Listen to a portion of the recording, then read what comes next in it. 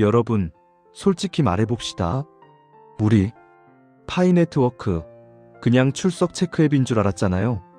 아침에 일어나서 번개 버튼 한번 누르고 오늘도 0.2개 채굴했네 하면서 숫자 올라가는 재미로 하는 디지털 다마고치 키우기인 줄 알았죠? 그런데 말입니다. 2026년 1월 파이네트워크가 기반으로 삼고 있는 스텔라 블록체인이 조용히, 아주 조용히 핵폭탄급 업그레이드를 예고했습니다. 이름하여 스텔라 프로토콜 25, 일명 엑스레이. 이게 뭐냐고요? 당신이 3년간 타고 다니던 경차에 페라리 엔진을 구겨 넣을 준비가 끝났다는 소리입니다. 오늘 리치 서밋이 전해드릴 이야기는 여러분이 알던 파이네트워크가 사실은 괴물이었다는 이야기입니다.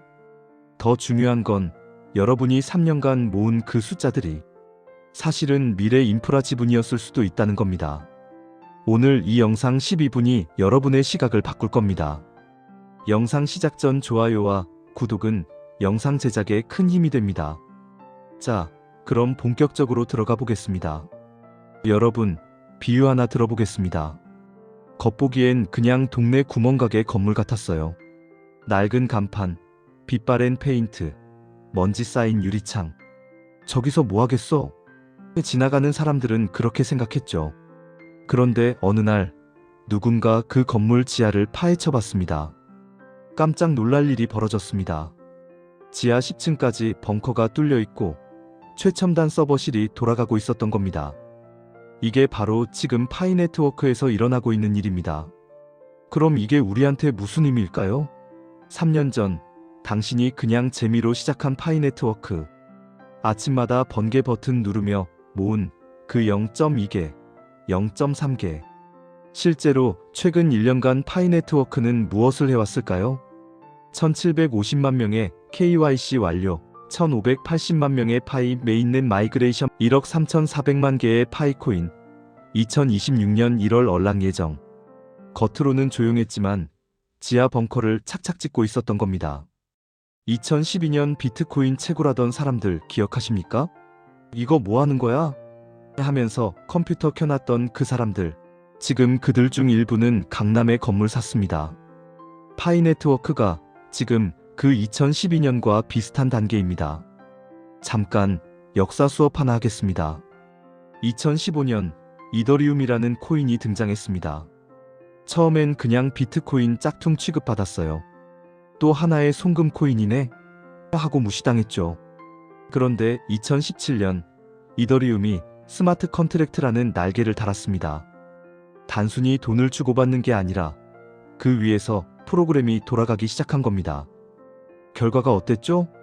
2015년 이더리움 1개, 짜장면 한 그릇 값이었습니다.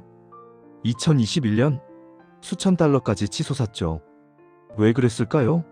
단순 송금 코인에서 프로그램이 돌아가는 플랫폼으로 바뀌었기 때문입니다. 그리고 2026년 1월 파이네트워크가 정확히 그 변신을 준비하고 있습니다. 차이가 뭐냐고요? 이더리움은 2015년 아무도 몰랐습니다. 하지만 파이네트워크는 지금 전 세계 6천만 명이 지켜보고 있습니다. 자, 이제 핵심으로 들어가겠습니다. 스텔라 프로토콜 25, 일명 스텔라 엑스레이라고 부릅니다. 왜 이름이 엑스레이일까요? 뼛속까지 다 들여다보고 다 바꿨기 때문입니다. 참고로 말씀드리면 이번 엑스레이는 스텔라 재단이 2026년 1월 22일에 스텔라 메인넷에 올리는 업그레이드입니다. 파이네트워크는 이 스텔라 블록체인을 기반으로 하고 있기 때문에 이 새 엔진과 호환되는 방향으로 기술을 맞추고 있는 겁니다. 그래서 이걸 엔진 교체 준비라고 부르는 겁니다. 기존 파이네트워크는 뭐였습니까? 단순히 돈을 주고받는 장부 역할이었어요. A가 B한테 파이코인 10개 보냈다. 거래 기록만 남기는 거죠. 그런데 이번 업그레이드는 차원이 다릅니다. 앞으로는 이런 그림이 가능해집니다. 첫 번째, 자동으로 실행되는 디지털 계약서. 무슨 말이냐고요? 예를 들어볼게요. 베트남 하노이의 한 카페. 손님이 파이코인으로 커피를 삽니다. 시스템이 자동으로 포인트 적립하고 10잔 마시면 무료 쿠폰이 자동 발급됩니다. 중간에 사장도 직원도 손 안 댑니다. 프로그램이 알아서 처리합니다. 두 번째, 은행 없이 돌아가는 금융. 인도네시아 자카르타의 한 부동산. 계약금을 파이코인으로 지불하면 자동 계약 시스템이 등기까지 처리하는 시계 서비스가 가능해집니다. 공인중개사 수수료 제로. 은행 대출 심사 필요 없습니다. 세 번째, AI가 작동하는 서비스. 한국 PC방.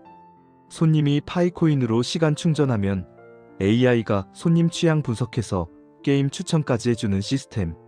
사장님은 그냥 앉아서 통행료만 받습니다. 이게 바로 단순 결제 코인에서 플랫폼이 된다는 의미입니다.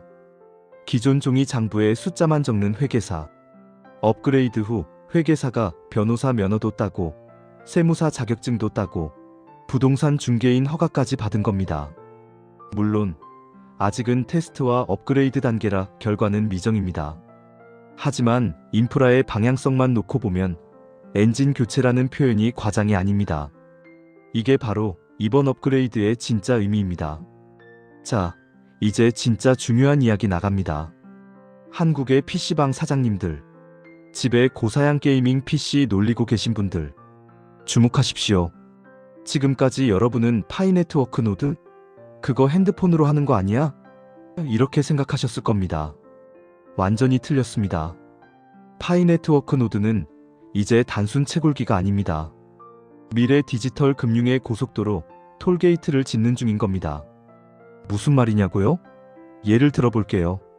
고속도로가 생기면 누가 돈을 벌까요? 1. 고속도로를 달리는 운전자? 아닙니다. 2. 고속도로를 만든 건설사?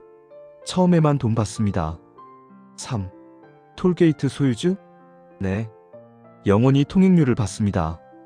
지금 파이네트워크 노드를 돌리는 사람들은 미래의 톨게이트 소유주가 될 가능성을 보고 있는 겁니다.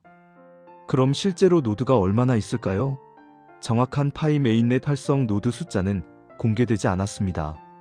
하지만 테스트넷 기준으로 35만 개 이상의 노드와 100만 개가 넘는 CPU가 연결돼 있다는 보고가 있습니다.